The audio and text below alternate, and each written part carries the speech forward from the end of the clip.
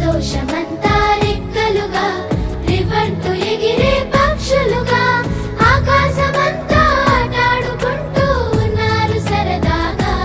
ఒకరేమో సీను ఒకరేమో చున్ను కలిసారే ప్రాణంగా కురిసారే వర్షంగా. పాటేమో సీను ఆటేమో చున్ను ఒకటై ఎదిగారే మధురంగా.